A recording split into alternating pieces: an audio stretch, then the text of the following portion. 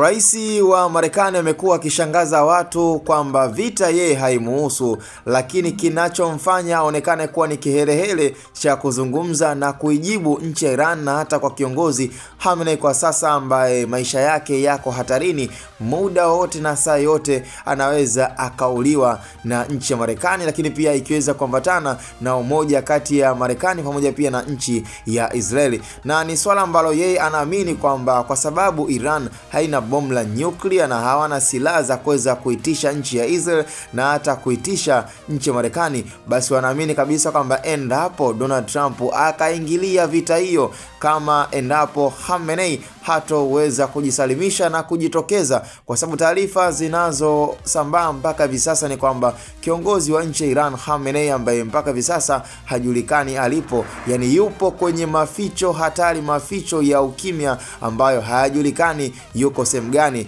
na ni yote baada kabisa ya taarifa ambayo aliweza kuizungumza Benjamin Netanyahu, ni kwamba anachotaka ni kwamba mwamba ajisalimishe na akubali na kusalimu amri ya vita inayoendelea. Kwa hiyo kama hatofanya hivyo, basi kifo kiko mikononi mwake, yani muda wote na saa yote anaweza akamsambaratisha kiongozi Khamenei, ambaye ndo maana maficho yamekuwa ni makali na mawindo yamekuwa ni makali kwa nchi ya Israeli kutaka kumuua kiongozi huyo wa Iran. Sasa ni swala ambalo tunashangazwa sana na Donald Trump kuingilia vita isiyomuhusu. Tena aliweza kuzungumza kwamba anachoamini kabisa kwamba ni kwa sababu ya utovu wa nidhamu ambao pia nchi ya Iran ilikataa kusaini dili la wao Marekani na nchi ya Irani, kwa sababu wanajua kabisa kwamba nuclear weapon kwa nchi ya Iran hawana uwezo wa kumiliki, na waliingia pia mkataba huo, lakini mwamba Khamenei akakataa kusaini dili ambalo tayari Marekani alikuwa anataka kuingia naye, na lengo lilikuwa ni kama kutaka kumdhoofisha na kutaka